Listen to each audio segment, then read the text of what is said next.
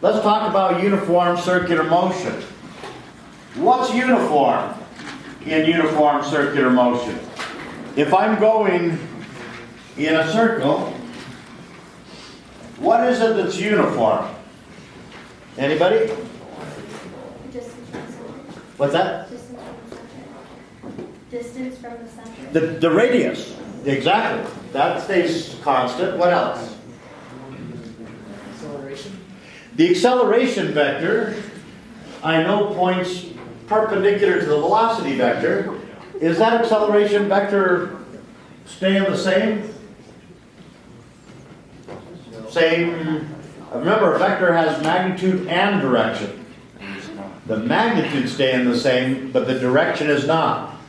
Likewise, my velocity vector is not staying the same because it changes direction. So what does stay the same? The speed.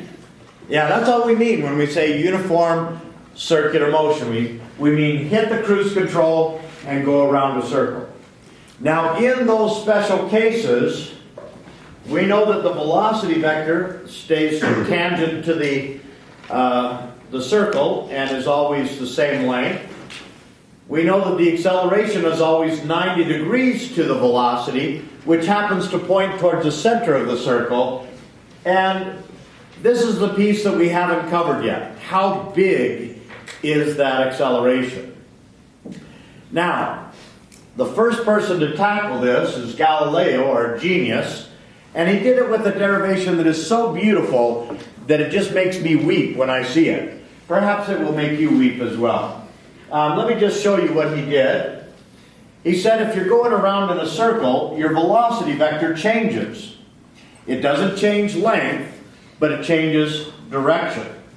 It was that change in direction he was looking for.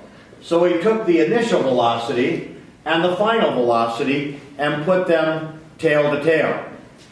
Now, he recognized that this angle here has to be the same as that angle there. Can you see why that is?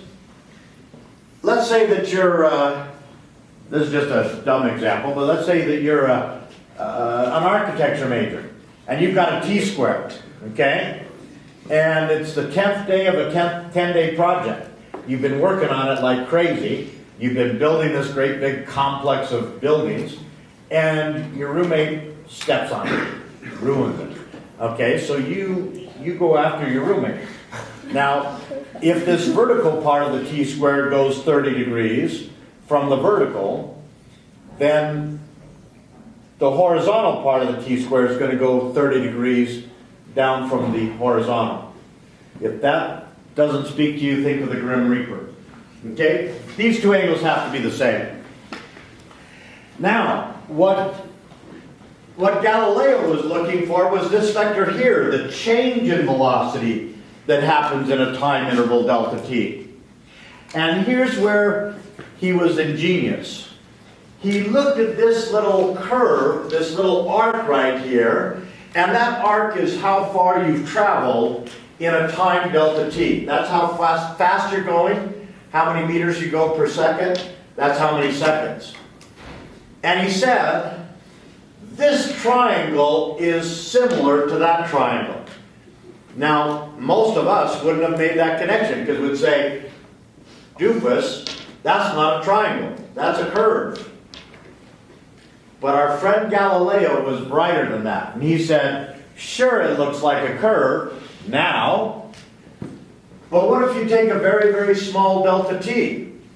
No one said how big delta t had to be. Take a very, very small delta t so that my angle is very small. That curve starts to look like a straight line. And that was his genius. And then he said, if these two triangles are similar, then I should be able to compare sides. The green side of this triangle divided by the green side of that triangle should equal the long side of this triangle divided by the long side of that triangle. And there he had it, or almost had it. He was looking for the change in velocity divided by the change in time. He just needed to get rid of that speed there, that v. And so he multiplied both sides by v, and he got this result, which he recognized as the acceleration. And this acceleration we give a special name to. We call it centripetal acceleration.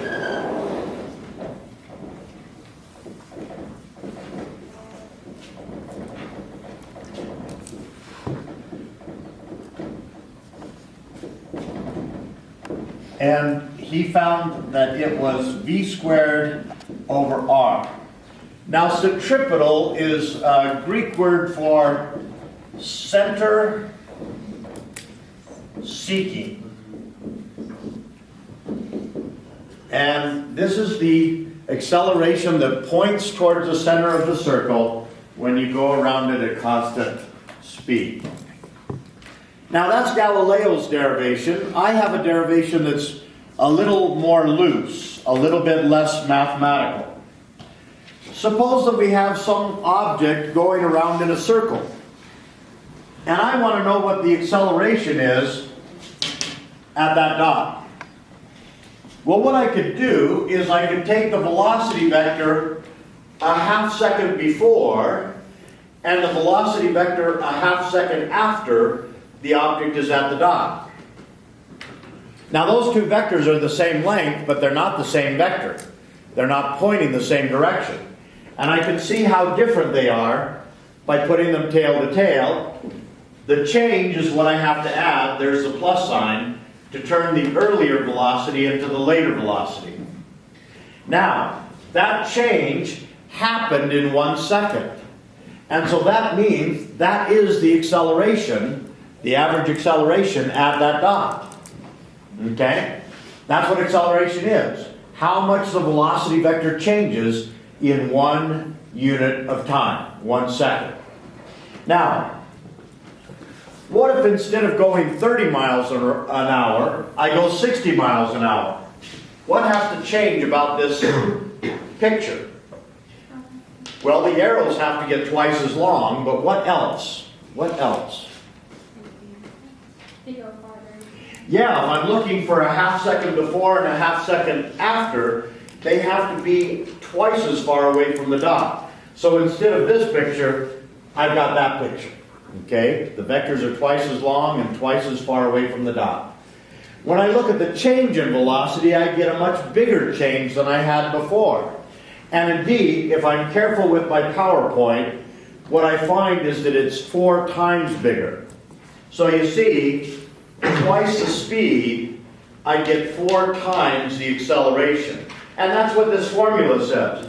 Twice the speed, because it's squared, gives me 4 times the acceleration.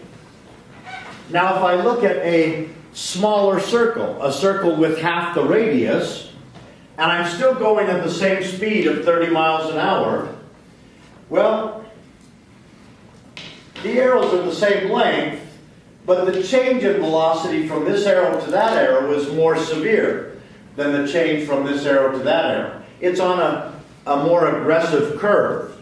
And sure enough, if I find the change in velocity, it's bigger. And indeed, it turns out that it's twice as bigger, if that's grammatically correct. So for half the radius, I get twice the acceleration. So I get the same formula that Galileo got, and in my case it was just me and Bill Gates being careful with PowerPoint. Okay? Mostly me. Okay, so centripetal acceleration, to summarize, it's just a special name that we give this steering wheel's acceleration in the special case of going in a circle at constant speed. It's perpendicular to the velocity, it points towards the center of the circle, and this is the new part. It's magnitude.